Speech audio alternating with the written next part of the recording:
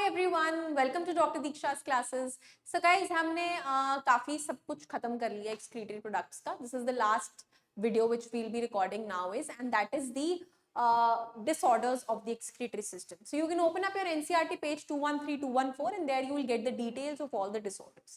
Let's quickly finish it and just discuss it overview. Malfunctioning of the kidneys, मतलब kidneys का properly ना चलना can lead to accumulation of urea in the blood. अब अगर kidney ढंग से नहीं फंक्शन करेगी तो ब्लड के अंदर यूरिया अक्यूमुलेट होता चला जाएगा, ठीक है, and this would lead to a condition called as uraemia. तो अगर यूरिया की कॉन्सेंट्रेशन ब्लड में बढ़ रही है और एक्सक्रीट नहीं हो रही है तो उसको हम यूरीमिया बोलते हैं, ठीक है। अल्टीमेटली जिसकी वजह से हार्मफुल इफेक्ट्स हो सकते हैं एंड किडनी फेल हो सकती है। So there are some cases जहां पे आपने पढ़ा that the kidney of the patient is not working fine, उनका किडनी फेलियर हो गया है, would be put on dialysis now या ऑर्गन ट्रांसप्लांटेशन कराना पड़ेगा। So all these are the cases. We will study about the procedure of dialysis as well. In such patients, urea can be removed by the process of hemodialysis.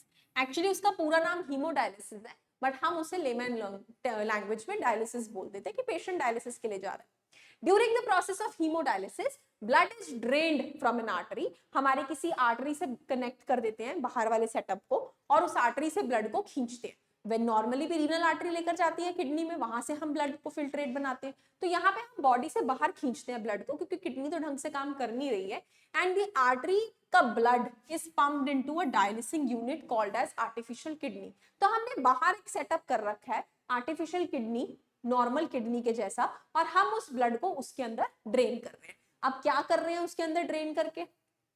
Blood drain from a convenient artery is pumped into the dialysing unit after adding N anticoagulant heparin.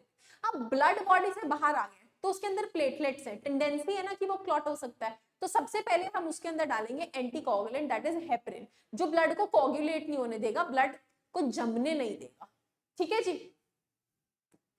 Unit contains a coiled cellophane tube surrounded by a fluid, जिसे dialysing fluid बोलते हैं। अब उस unit के अंदर ऐसे tubular ऐसे ऐसे गोल गोल सेलोफेन ट्यूब लाइक स्ट्रक्चर्स होते हैं which have the same composition as that of plasma. जो नॉर्मली हमारे प्लाज्मा का कॉम्पोजिशन होता है वही कॉम्पोजिशन होता है उसके अंदर, बस उसके अंदर नाइट्रोजनस वेस्ट नहीं होता। जैसे रीनल आर्टरी जो ब्लड लेके आती है उसके अंदर ब्लड भी है, प्लाज्मा भी है, फिल्ट्रेट भी है, हमारा नाइट्रोजनस वेस्ट भी है।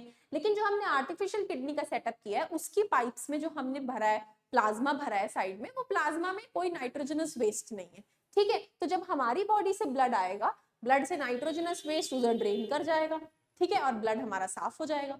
So the porous cellophane membrane of the tube allows the passage of molecules along the concentration gradient, जिसकी वजह से नाइट्रोजनस वेस्ट एब्सेंट होने के कारण वो सब्सटेंसेस आराम से ब्लड में मूव आउट कर जाते हैं, क्योंकि नाइट्रोजनस वेस्ट की कंसेंट्रेशन कहाँ ज्यादा है? हमारे ब्लड में। किधर कम है? यूनिट में जो हमने लिया है, तो it will move from high to low.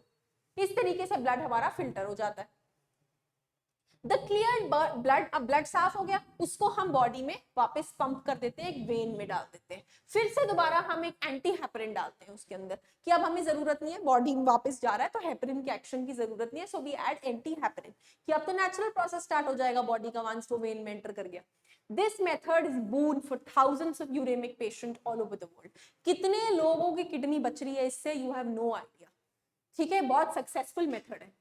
Kidney transplantation is the ultimate correction of acute renal failure. Acute renal failure kidney failure का ही दूसरा नाम है, और अगर आप डायलिसिस से मुक्ति चाहते हैं तो किडनी ट्रांसप्लांट करा लीजिए एक हेल्दी डोनर से, ठीक है। The donor should be mostly of your own close relative, ताकि रिजेक्शन के चांसेस कम हो, क्योंकि इम्यून सिस्टम स्ट्रेंजर को एक्सेप्ट नहीं करता, अपने फैमिली की ही चीजों को एक्सेप्ट कर लेता है बिकॉज दे आर रिलेटेबल, ठीक है जी।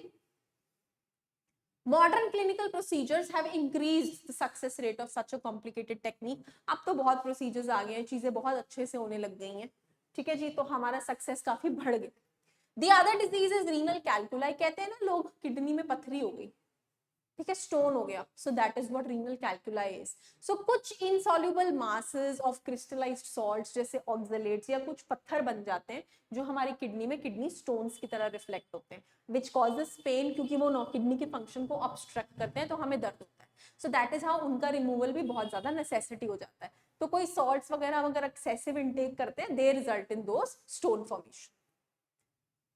Next glomerulonephritis. ग्लोमेरुलोनेफ्राइटिस क्या है? Inflammation of glomeruli of kidney. जो हमने ग्लोमेरुलस ट्यूब पढ़ी थी, अगर वो इन्फ्लेम हो जाती है तो देयर अकर्स अ कंडीशन जिससे ग्लोमेरुलोनेफ्राइटिस बोलते हैं. और उस केस में भी किडनी फेलियर ही होता है क्योंकि नेफ्रॉन्स ही खा गए सारे. नेफ्रॉन्स की इन्फ्लेमेशन हो गई तो हम करेक्ट ही नहीं कर पाते. ठीक है जी. That's all about the disorders of kidneys, disorders of excretory system, and we are officially done with this chapter. ठीक है. I would be posting videos again on the MCQs now कि past year के questions cover करेंगे इसके. That's all. Thank you so much.